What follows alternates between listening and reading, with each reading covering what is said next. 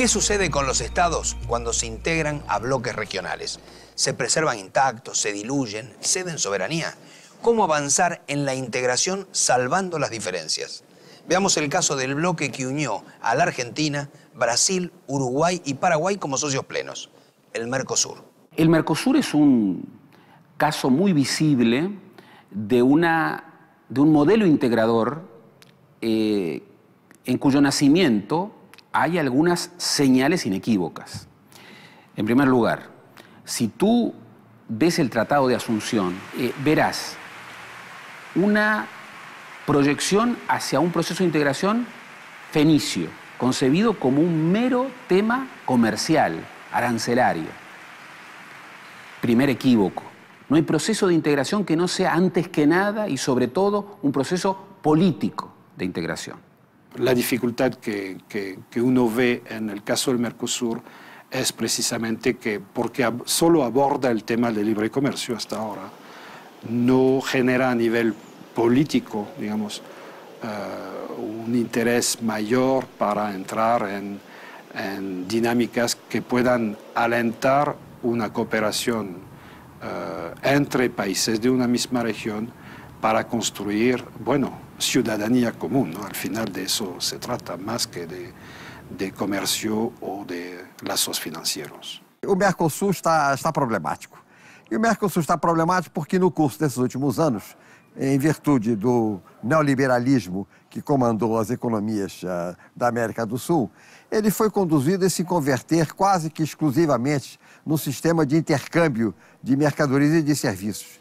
Ora, convertido num sistema puro de intercâmbio, as assimetrias existentes dentro do grupo se acentuam, tornando o sistema inconveniente. Ou seja, o que faz o Mercosul algo de importante, eu diria mesmo de indispensável, é muito mais do que o intercâmbio livre, a adoção de programas de desenvolvimento coletivos, comuns. A coisa que o Mercosul mais precisa agora é de um projeto industrial comum para os participantes. Se não fizer isso, ele não resiste.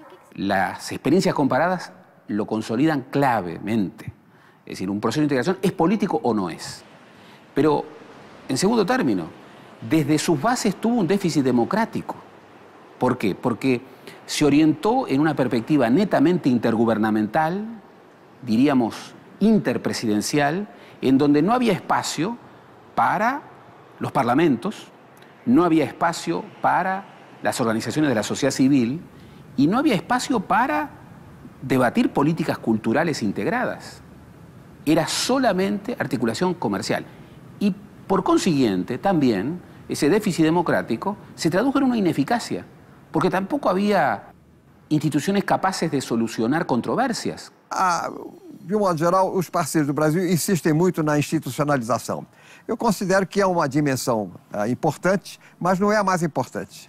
A única coisa que é absolutamente relevante em matéria de institucionalização é a adoção de um tribunal Mercosul, de uma corte jurídica Mercosul superior às cortes nacionais e que decida, independentemente da intervenção de presidentes, os inevitáveis conflitos que vão surgir entre empresas dentro do Mercosul. Isso é indispensável. Mas o que é tão indispensável quanto isso é a adoção de um projeto industrial comum. Varias de las críticas al inicio del Mercosur son también comunes a otros bloques. En diciembre de 1992, los Estados Unidos, Canadá y México firmaron el Tratado de Libre Comercio Americano, el NAFTA. Se formaba el segundo espacio de comercio más grande del mundo, después del europeo. En México se temía una pérdida de soberanía económica. En los Estados Unidos dividió a demócratas y republicanos y tuvo oposición de grupos sindicales que temían perder miles de puestos de trabajo por el menor costo de la mano de obra mexicana. Pero ¿cuáles fueron para México las consecuencias reales del tratado? Desde el gobierno de Carlos Salinas, a fines de los 80 y principios de los 90, hubo esta voluntad de adscribir a México y sobre todo la economía mexicana a la economía norteamericana. El Tratado de Libre Comercio, que comenzó a aplicarse en 1994, fue la culminación de este proceso. La mirada del desarrollo mexicano está mucho más hacia el norte que hacia el sur, ¿no? Y yo me atrevería a decir que esto se debe a varias razones. Una es a la paulatina inserción de México en lo que sería el clásico modelo de la globalización. En vez de proteger, digamos, la economía mexicana, digamos, interna, se ha tratado de proteger la inserción de México en las economías macro. El Tratado de Libre Comercio ha frenado el desarrollo interno de México, ha generado desocupación, ha expulsado inmigrantes, y esto es vivido como un factor desintegrador y paradójico, contradictorio dentro de México. Con Canadá y Estados Unidos ese tratado pues fue una gran ventaja para los del norte. Para México pues lo están saqueando. Yo siento que ahí el jefe de Estado, el presidente y bueno, quienes tomaron la decisión del libre comercio han permitido que la intromisión de Estados Unidos, el imperialismo se meta más y saquee y se robe lo poco que tiene México. Incluso a los productores de México les pone muchas trabas, hace poco igual para la aduana, y en muchos aspectos nos tratan muy mal, entonces no creo que ese tratado nos favorezca mucho. Cada vez que estamos frente a acuerdos de libre comercio que no tengan, digamos, que no pretendan entrar en otras dimensiones de la relación entre los países, pasan efectos bastante semejantes, ¿no? Que en parte son la consecuencia de no haber previsto que había que regular en comunicaciones, en migraciones. Ahora, lo que pasa en el caso del NAFTA es la dinámica migratoria. Los 12 millones de mexicanos que ahora viven en Estados Unidos, y este hecho de que una de las premisas, digamos, del NAFTA era precisamente que un acuerdo de libre comercio entre Canadá, Estados Unidos y México pudiera sentar las bases de un crecimiento económico suficiente en México para precisamente desalentar la inmigración. Bueno, estamos viendo que por lo menos en esta materia el NAFTA no resulta. El acuerdo de libre comercio entre México, Estados Unidos y Canadá es un fenómeno bastante extraño. El crecimiento de la Unión Europea se da sobre la base de la exigencia de cierta homogeneidad. Aquí se ha dado en América del Norte el insólito caso de un tratado entre países desiguales, muy desiguales. Esto genera una problemática muy especial, ¿no? Muy compleja y que es difícil de comprender y que por lo mismo opera con mucha lentitud y con muchas dificultades. La globalización y la integración fueron motivos para pronosticar la disolución de los estados y el ablandamiento de las fronteras. Por otro lado, las hipótesis de conflictos causaron efectos en las áreas limítrofes que no podemos desconocer. Pero, ¿qué refleja hoy la vida cotidiana en algunas zonas de frontera en el Cono Sur? Sí hay una enorme sensibilidad, una hipersensibilidad hacia cualquier gesto, hacia cualquier posibilidad de traba burocrática que podría darse en cualquier oficina. Digamos, los chilenos sienten que en la frontera argentina los maltratan, los argentinos sienten que en la frontera chilena los maltratan. Uno naturalmente y humanamente puede enojarse con cualquier funcionario y de hecho las leyes, por ejemplo, chilenas y argentinas en muchos casos son distintas.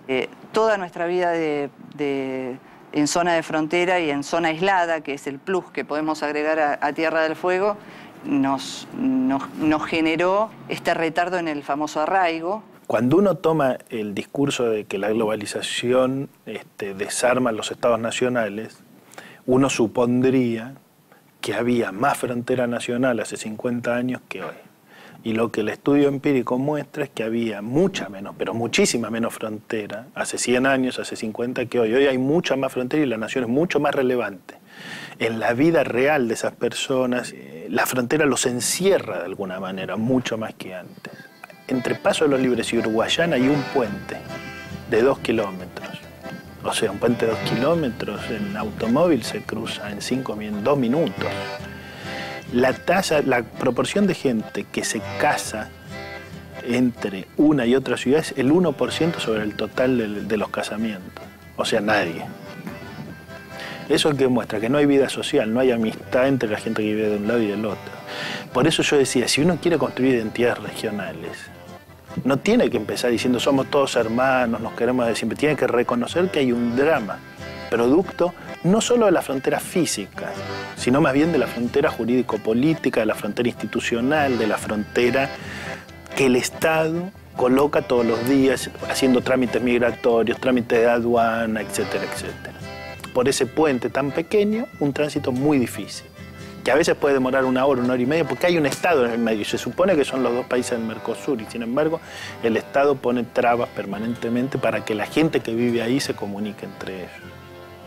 Claro, si uno quiere entender por qué sucede eso, no puede olvidarse de las hipótesis de conflicto, de que en las 2 ciudades hubo regimientos del ejército y servicios y una cantidad de interferencia del Estado en función de esas hipótesis bélicas que produjeron efectos muy profundos en la cultura cotidiana, en las formas de identificación de esa gente. La creación del Mercosur implicó el pasaje de las hipótesis de conflicto a las políticas de integración.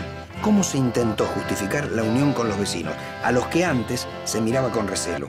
¿Qué queda por hacer para fortalecer esa unión?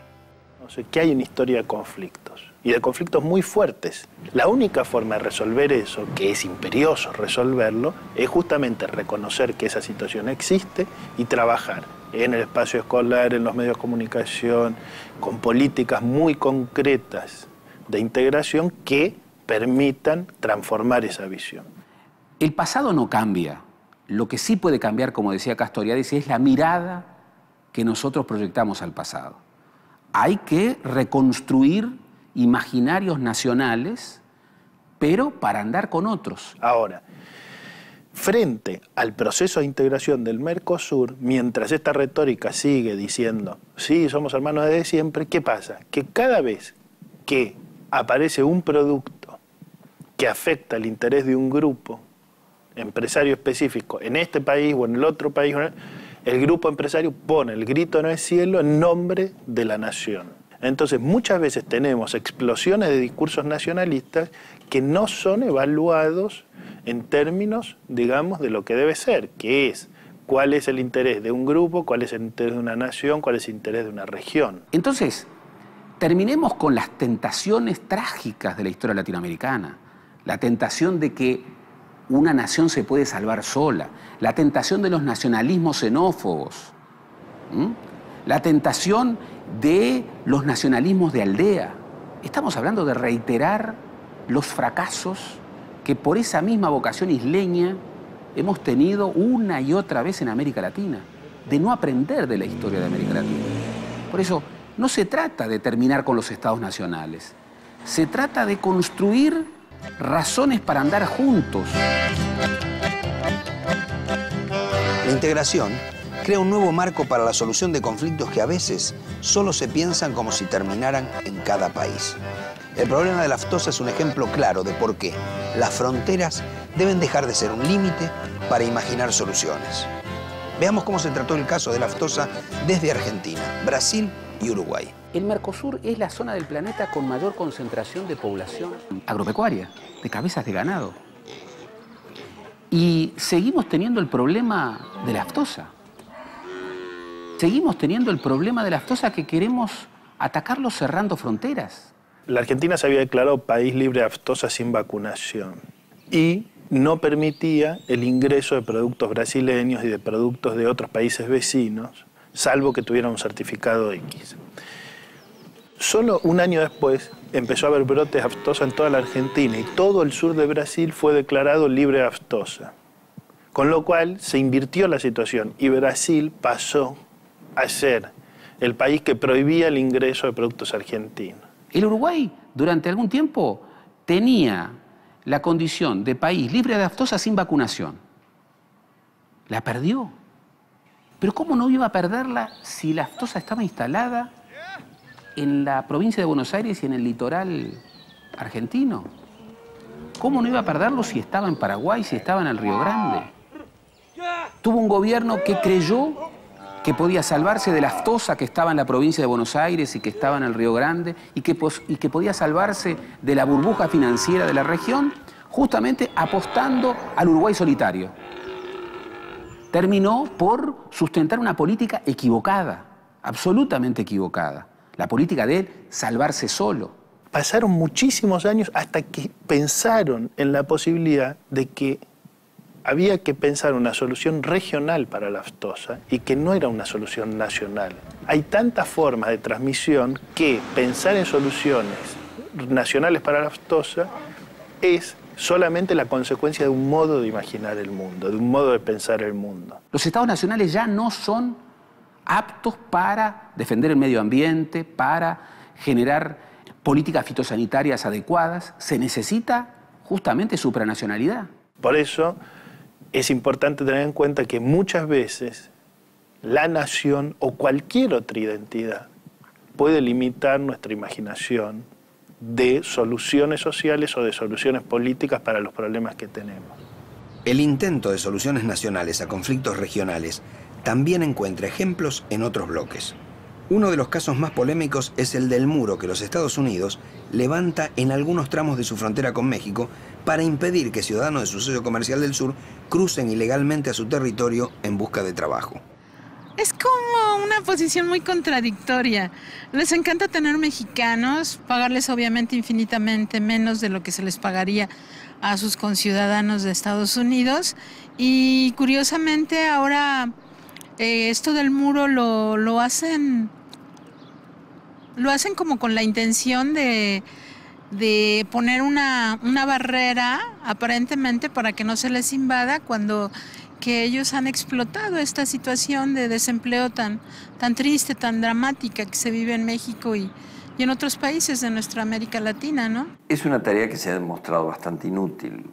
Lo que obliga es a desplazar a los migrantes indocumentados a zonas más peligrosas, pero detiene muy poco el flujo migratorio. No, el mexicano le podrán poner 3, 4 muros y está del otro lado. Tampoco las exasperaciones racistas de los sectores de ultraderecha de Estados Unidos, especialmente en los estados del sur, California, Arizona, Texas, ha sido muy eficiente para detenerlos, aun cuando han matado a muchos o los han hecho morir por hambre, por sed.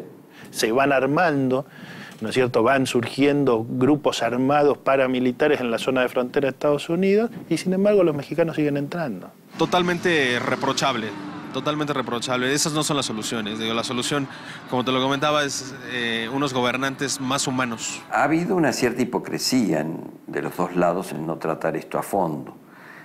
Pero en los 2 últimos años, este problema que ya lleva más de 2 décadas siendo grave, se ha intensificado, se ha acentuado muchísimo. Porque el proceso inmigratorio tiene que ver con esto, con la misma lógica de la aftosa. Son procesos regionales.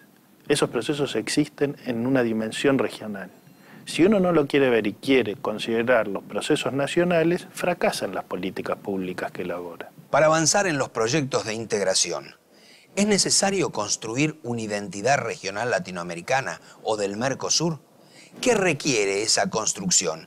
¿Implica disolver identidades nacionales? Si deseamos promover una identidad mercosuriana, una identidad regional, la única forma es que exista una percepción social de que ese escenario regional me incluye a mí como ciudadano de una manera distinta, me permite tener otros interlocutores, me permite apelar frente al hecho de que no hay justicia en mi país, puedo apelar a una justicia regional que es mejor, más eficiente, más transparente.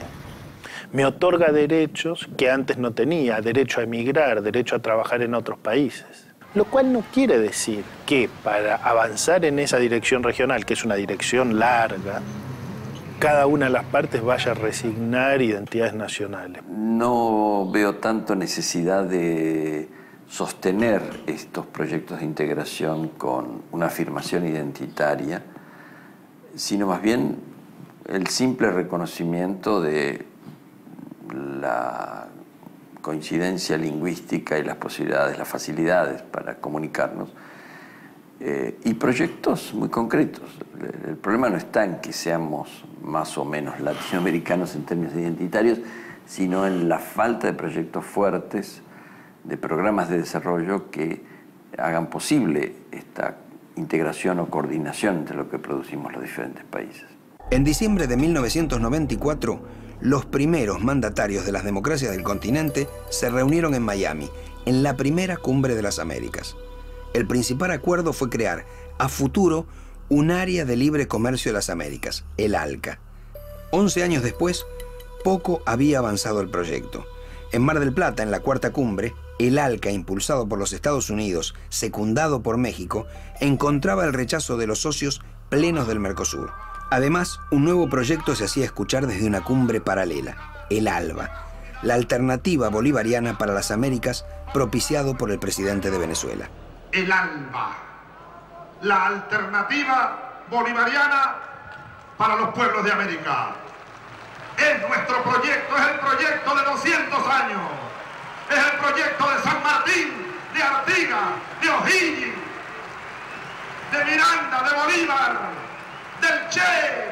Pero más allá de ideologías y modelos, los latinoamericanos desean o rechazan la integración. Es una aspiración legítima, deseable, que en América Latina se avance hacia una integración que de hecho sería más fácil en lo cultural que en Europa. Quando nós ganhamos as eleições, o Mercosul era considerado uma coisa extinta, uma coisa fora de moda. Se falava muito na ALCA e o Mercosul estava relegado ao esquecimento. Primeiro, hoje ninguém fala mais de ALCA. Ninguém fala mais de ALCA. E todo mundo fala do Mercosul. El mayor peligro para la soberanía nacional en un esquema unipolar, agresivo, con el intervencionismo norteamericano golpeando en muchas partes del mundo, y ya sabemos en América Latina lo que es el intervencionismo militar norteamericano.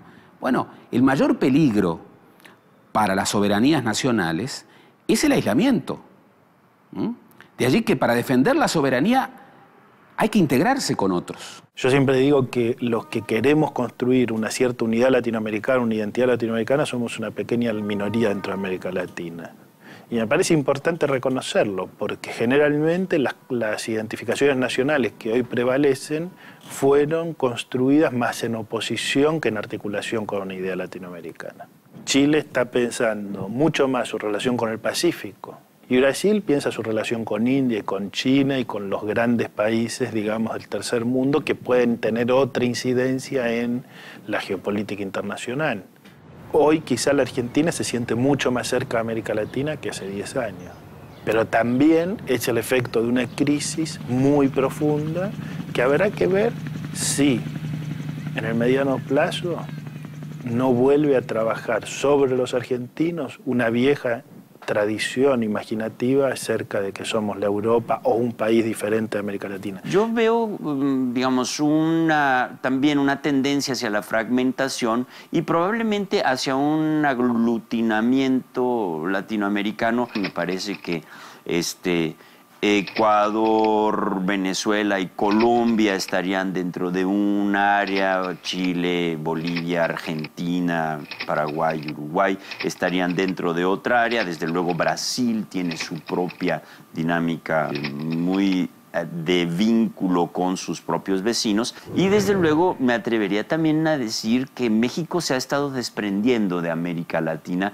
Hay una clara fragmentación regional de América Latina que depende en gran medida de su posición, bueno, de los distintos países latinoamericanos frente a su propio desarrollo y no tanto frente a una identidad continental.